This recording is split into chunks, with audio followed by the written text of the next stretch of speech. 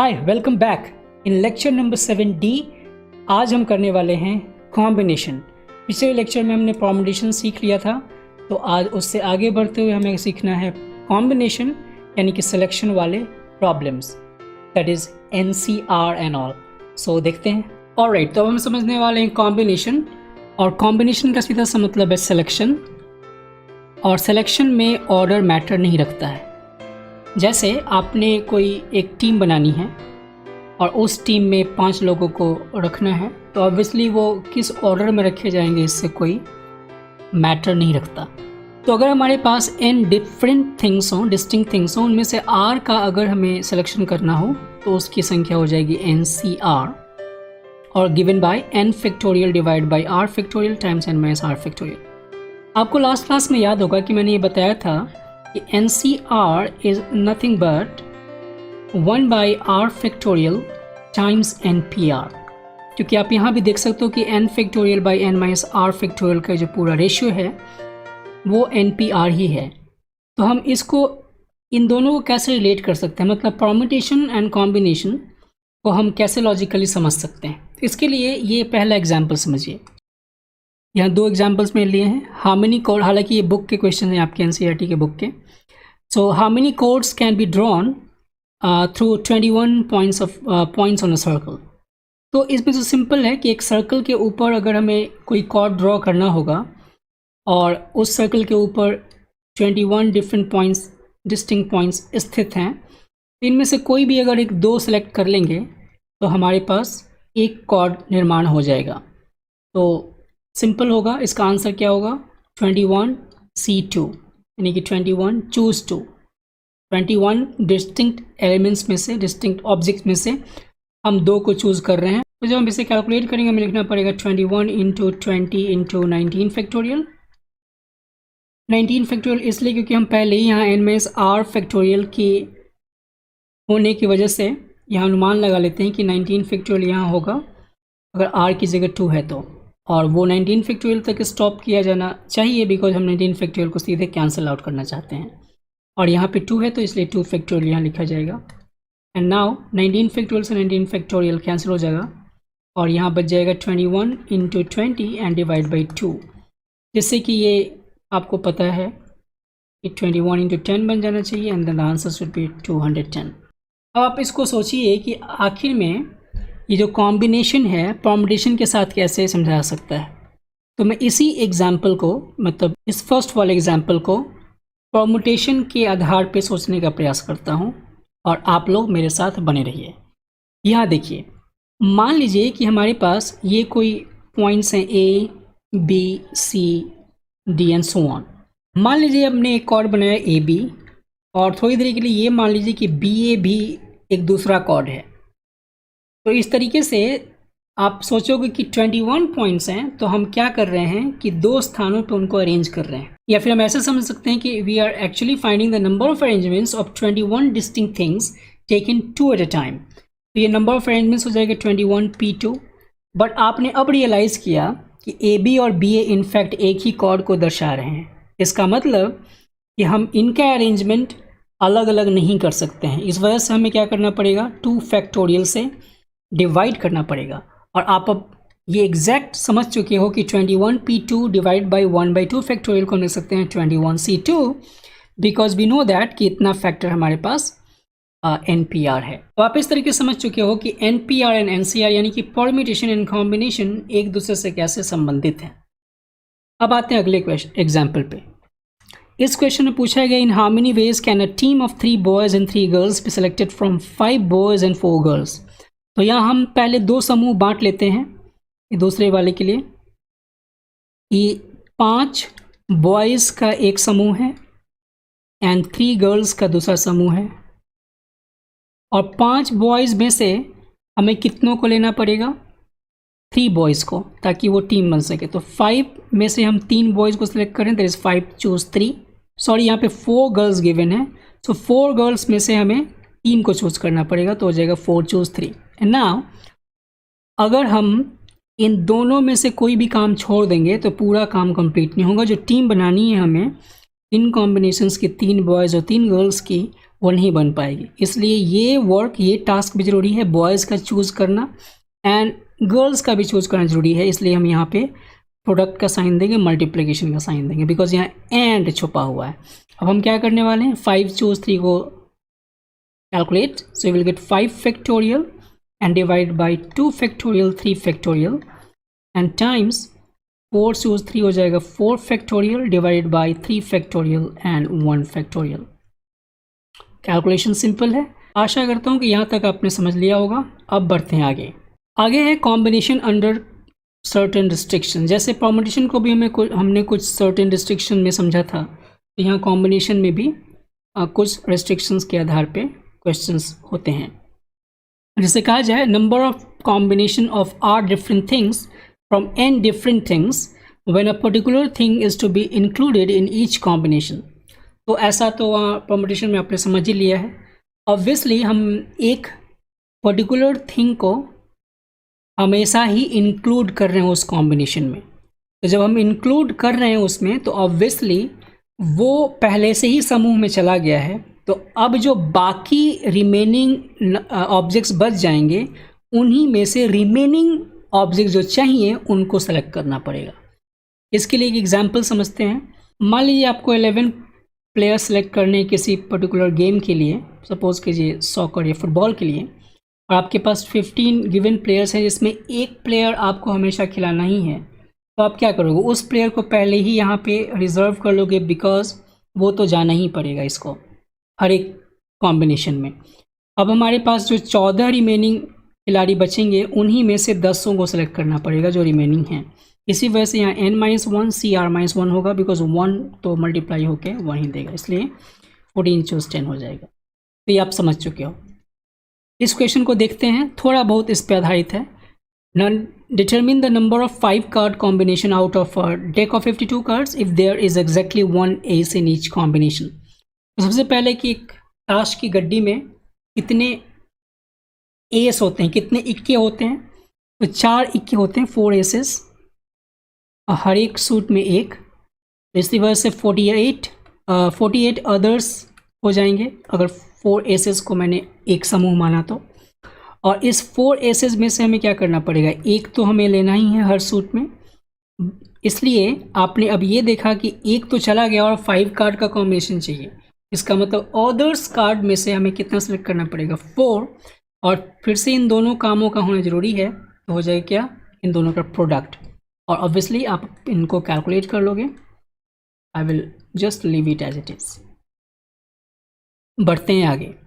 अब ये एक अलग कॉम्बिनेशन का टाइप हो सकता है। Number of combinations of r different things from n different things when a particular thing is not to be included in each combination.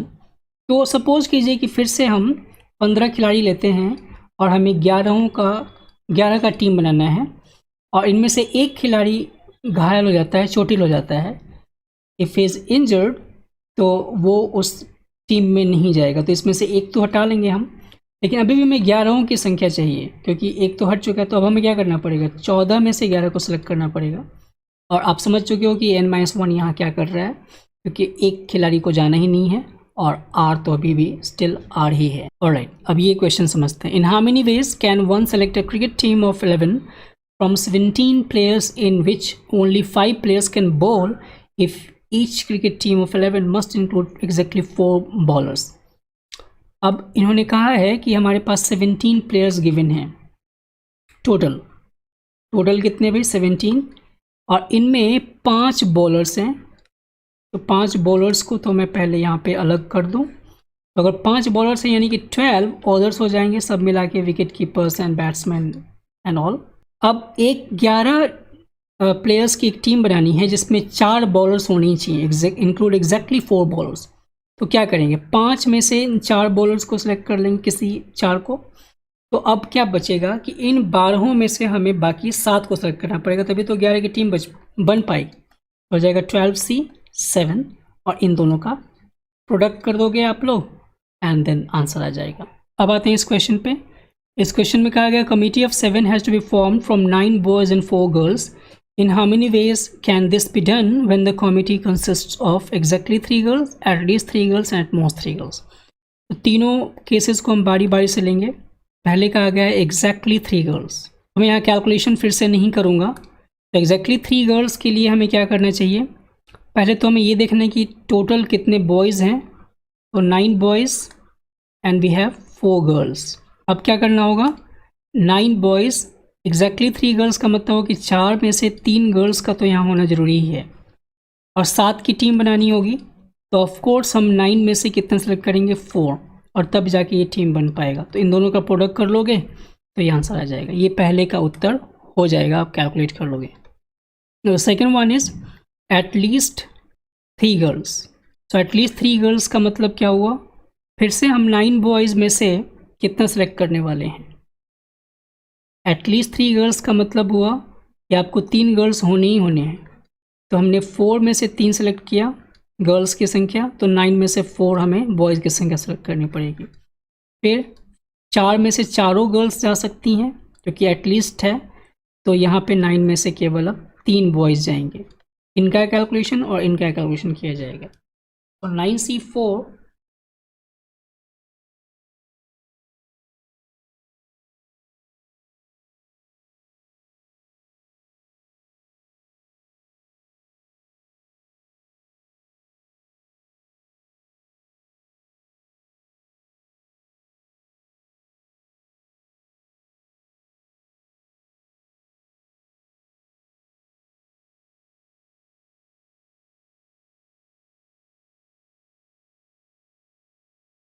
अब इन दोनों केसेस को हमें क्या करना चाहिए, ऐड करना चाहिए, बिकॉज एटलीस्ट 3 गर्ल्स के लिए या तो ये केस हो सकता है या फिर ये केस हो सकता है। तो आप ध्यान दीजिए कि इन दोनों में और छुपा हुआ है बीच में, तो हमें इन दोनों को ऐड करना चाहिए। तो 504 and plus 84, so that will give you 592। मुझे जहाँ तक लगता है कि मैंने कैलकुलेशन सही किया है। अगर मैंने गलत किया होगा तो आप इजीली आइडेंटिफाई कर सकते हो और उसको आप सही भी कर सकते हो। ऑलराइट, अब आते हैं अगले क्वेश्चन पे। Out of 18 points in a plane, no 3 are in the same line except 5 points which are collinear.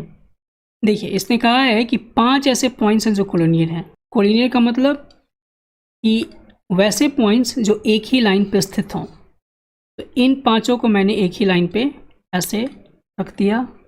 मान लीजिए ये 5 पॉइंट्स हैं, और बाकी जो 13 पॉइंट्स हैं वो रैंडमली कहीं प्लेन में हैं, लेकिन इनमें से कोई भी 3 कोलिनियर नहीं होंगे। Assume they are like this, ये 13 पॉइंट्स हैं और ये 5 अलग पॉइंट्स हैं। अब हमें क्या करना है, हमें पता लगाना है कि ऐसे number of lines that can be form joining the point. In points को मिला के कितने पॉइंट्स कितने लाइन ड्रॉ किया सकते हैं। तो आप पहले तो एक सेट ले लीजिए कोलिनियर का और दूसरा सेट ले लीजिए नॉन कोलिनियर का। अब आप ऐसे सोचिए कि मैं कोलिनियर में से कोई भी पॉइंट ना लूँ, इन पांचों में से कोई भी पॉइंट ना लूँ, तो हमें इन 13 में से 2 लेना पड़ेगा, तभी तो एक लाइन बन पाएगा। एक लाइन को बनाने के लिए 2 पॉइंट्स को जोड़ना जरूरी है। तो 13 में से 2 पॉइंट्स लेंगे तो एक लाइन बन जाएगा। इन सिमिलर वे, अगर हम इस कोलिनियर में से कोई एक पॉइंट लेते हैं, सपोज कीजिए लाइक दिस, 5वां पॉइंट लिया और इसको हम किसी एक इन नॉन कोलिनियर में से ज्वाइन कर सकते हैं। तो हमें अब क्या करना पड़ेगा, 13 में से कोई एक पॉइंट लेना पड़ेगा। और अगर मैं इन 5 में से कोई 2 लूँ तो क्या यह संभव है कि वो एक यूनिक लाइन देगा? नहीं, क्योंकि अगर 5 में से कोई आप 2 लोगे तो 13 में से 0 लेना पड़ेगा, और ये केस संभव नहीं हो पाएगा। ऐसे क्यों? बिकॉज आप 1 और 2 को ज्वाइन कीजिए, चाहे 1 और 3 को ज्वाइन कीजिए, चाहे 1 और 4 को ज्वाइन कीजिए, किसी भी 2 पॉइंट्स इन कोलिनियर सेट से लोगे तो वो उसी एक लाइन को रिप्रेजेंट करेगा, जिसका मतलब कि this case is not possible. तो केवल हमें इस केस को लेना पड़ेगा, और हमें एक केस लेना पड़ेगा जिसमें से ये 1 2 3 4 5 एक पूरा एक लाइन बताता है, तो वो केवल एक लाइन है। तो 1 2, क्योंकि व्हेन, तो ये 1 उसके लिए है। तो अब क्या करना होगा हमें, ये तो होगा नहीं, इनका कैलकुलेशन इसका कैलकुलेशन करेंगे तो 1 के साथ दोनों का ऐड कर देंगे। 5 चूज 0 हो जाएगा 1, एंड 13 चूज 2 कितना हो जाएगा, 13 इंटू 12, 11 गया और ये 2 बच जाएगा यहाँ पे।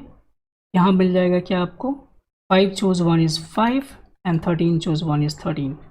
ये तो मिल जाएगा 65 और यहाँ कैलकुलेशन करोगे तो मिल जाएगा कितना 78 एंड ये तो 1 पहले से है। अब इन तीनों को ऐड कर दीजिए तो हम यहाँ लिख सकते हैं नंबर ऑफ लाइंस जो हमें चाहिए थे वो मिल जाएगा कितना 78 plus 65 and plus 1। So I think that will become 143 plus 1 144। अब मैं इसी क्वेश्चन को एक दूसरे तरीके से करके बताता हूँ और वो भी इंटरेस्टिंग है समझना। Let me right it another way. सबसे पहले हम ये पता करते हैं कि टोटल नंबर ऑफ लाइंस क्या होंगे। हम ये इस बात को भूल जाते हैं विदाउट कंसीडरिंग कोलिनियर पॉइंट्स को हमने कंसीडर नहीं किया तो एक्चुअली बन कितने सकता है 18 चूज 2। इसको कैलकुलेट कर लेते हैं। ये हो जाएगा 18 इंटू 17/2 फैक्टोरियल यानी कि 2, 16 फैक्टोरियल हट जाएगा और ये कितना बचेगा 7 टाइम्स 9 दैट इज़ 1। तो ये तो हो गया total lines, total number of lines. लेकिन आपने उसमें ध्यान दीजिए कि जो लाइंस कोलिनियर थे उनसे बनने वाले लाइंस को भी शामिल कर लिया होगा। तो हम ये पता लगाएंगे कि number of lines formed with collinear points. Collinear point से बनने वाले जो लाइन बनेगा वो कितना बनेगा। 5 कोलिनियर पॉइंट्स थे, उनमें से किसी भी 2 को लेंगे तो लाइन बन जाएगा। तो वो 10 ऐसे लाइंस थे जो इनफैक्ट एक ही लाइन को रिप्रेजेंट कर रहे थे और 153 में शामिल हो चुका है। तो हमें क्या करना पड़ेगा, इस 10 को 153 में से घटाना पड़ेगा। लेकिन आप इस 5 चूज 2 में वो भी लाइन घटा चुके हो जो वो एक पर्टिकुलर लाइन था जो काउंट हो सकता था, कोलिनियर पॉइंट से बनने वाला वो लाइन। तो हम यहाँ पे क्या करेंगे, उसको ऐड कर देंगे, क्या होगा, और ये कितना था 1।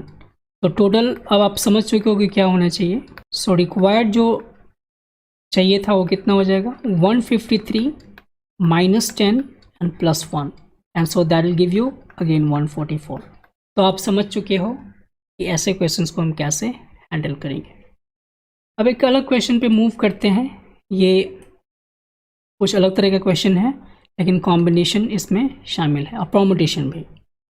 अ room has 5 bulbs, each has its own switch. In how many different ways there can be light in the room? अब आप कल्पना कीजिए कि एक कमरे में अगर रोशनी करनी है और 5 बल्ब्स उस कमरे में लगे हुए हैं और सबके स्विच वहाँ पे काम कर रहे हैं और बल्ब्स भी काम कर रहे हैं। तो ऑब्वियसली हम किसी भी एक बल्ब को अगर जलाएंगे, ऑन करेंगे स्विच को, तो उस कमरे में रोशनी हो जाएगी। इसका मतलब क्या हुआ कि हम कमरे में रोशनी करने का जो तरीका ढूंढ रहे हैं, डायरेक्टली हम लिखना चाहें तो क्या लिख सकते हैं कि 5 में से कोई भी एक बल्ब अगर आप चूज करोगे तो रोशनी होगी। लेकिन क्या हम 5 में से 2 बल्ब चूज करेंगे तो 2 बल्ब जलाएंगे तो तब भी तो रोशनी होगी। तो हमको लिखना पड़ेगा 5 चूज 2। तो हम 5 चूज 2 भी लेंगे, 5 चूज 3 भी लेंगे, 5 चूज 4 भी लेंगे एंड 5 चूज 5 भी लेंगे। ऑब्वियसली अलग बात है कि 5 चूज 5 लिया जाएगा तो इंटेंसिटी जो होगी रोशनी की वो ज़्यादा हो जाएगी, लेकिन हमें रोशनी से मतलब है। तो अब यहाँ पे एडिशन क्यों हो रहा है ये आप समझ चुके हो। बिकॉज इसमें किसी भी एक को करने से हमारा काम, रोशनी करने वाला काम कमरे का, वो पूरा हो जा रहा था। तो हम यहाँ पे एडिशन ले रहे हैं, या फिर ये करें या फिर ये करें एंड सो ऑन। हमें क्या करना होगा, सबको कैलकुलेट। तो 5 चूज 1 हो जाएगा 5, 5 चूज 2 हो जाएगा 10, 5 चूज 3 हो जाएगा अगेन 10। बिकॉज आप समझ सको 2 और 3 मिलके 5 हो रहा है, तो 5 चूज 2 की जो वैल्यू होगी 5 चूज 3 की होगी, और 5 चूज 4 की वैल्यू हो जाएगी फिर से 5 एंड 5 चूज 5 की वैल्यू हो जाएगी 1। कैलकुलेट कर लीजिए इन सबको तो कितना हो जाएगा। ये 31 तरीके हैं उस कमरे को रोशनी करने के। इसको एक अलग तरीके समझते हैं। हमें ये पता है कि 5 बल्ब्स के अलग अलग स्विच हैं और ये स्विच का जो पहले बल्ब का जो स्विच है वो 2 पोजीशन से रह सकता है, या तो ऑन होगा या फिर ऑफ हो सकता है। इसका मतलब क्या हुआ कि इस बल्ब के लिए जलने और बुझने, यही 2 क्रियाएं हैं जो ये कर सकता है। इसलिए इसके लिए 2 तरीके हुए, ऑन या of. In the similar way दूसरे बल्ब के लिए क्या होगा, 2 तरीका, तीसरे बल्ब के लिए 2 तरीका, चौथे के लिए 2 और 5वें के लिए भी 2। अब इन सभी बल्ब्स के जो स्विचेस हैं ऑन या ऑफ एक साथ कंसिडर किए जाएंगे, तो इस वजह से ये हो जाएगा 2 to the power 5 that is 32। अब इस 32 total number of positions of on या ऑफ जो बल्ब्स के लिए होने चाहिए, इसमें वो सभी पॉसिबिलिटीज़ हैं जिससे कि उस कमरे में लाइट हो पाए। केवल एक पॉसिबिलिटी यहाँ पे नहीं है जिससे कमरे में लाइट ना आए, वो तब है जब इसमें सभी स्विचेस ऑफ मोड में हों, और वो केवल एक ही कंडीशन हो सकता है। तो हम उसको क्या करेंगे, इस 32 में से माइनस कर लेंगे, बिकॉज केवल एक ही ऐसा केस है ऑन या ऑफ दोनों पोजीशन के स्विच के लिए जिससे कि कमरे में रोशनी ना हो, वो तब जब सभी स्विचेस ऑफ। जो रिक्वायर्ड नंबर होगा आप समझ चुके हो, वो हो जाएगा 32 minus 1, and so the answer is 31 again. इसी को हम जनरली कैसे कहते हैं कि number of ways of selection of 1 and more things out of n things. वो हो जाएगा क्या, n choose 1 plus n choose 2 plus n choose 3 dot dot n choose n is equal to 2 to the power n minus 1। ये क्या है, number of selection of 1 और more things out of n distinct things, और ये हो जाएगा 2 to the power n minus 1। तो आप इस बड़े से कैलकुलेशन को कीजिए या फिर छोटे से कैलकुलेशन को कीजिए, आपके ऊपर डिपेंड करता है। बाय द वे, इसको मैं ये भी बता दूं कि ये बाइनोमियल कोफिशिएंट्स हैं जो कि हम अगले चैप्टर में पढ़ने वाले हैं, तो वहाँ भी हमें ये प्रूव मिलेगा कि आखिर में ये n चूज 1 से लेके n चूज n तक की वैल्यू जो होगी उनका सम 2 to the power n minus 1 कैसे हो सकता है। Alright, so this was lecture number 7D, जिसमें हमने कॉम्बिनेशन सीखा। हमने सीखा कि कैसे हम कमिटी कंस्ट्रक्ट कर सकते हैं, टीम तैयार कर सकते हैं, एंड कुछ और चीज़ें। सो अगले लेक्चर यानी कि परम्यूटेशन कॉम्बिनेशन के ऊपर लास्ट लेक्चर के अंदर हम लोग करेंगे इन दोनों कॉन्सेप्ट्स के ऊपर मिक्स्ड एग्जाम्पल्स। हम ये सीखेंगे कि कई क्वेश्चंस जिसमें परम्यूटेशन एंड कॉम्बिनेशन दोनों अप्लाई होता है, उन्हें हम कैसे कर पाते हैं। So till then, take care and keep doing mathematics.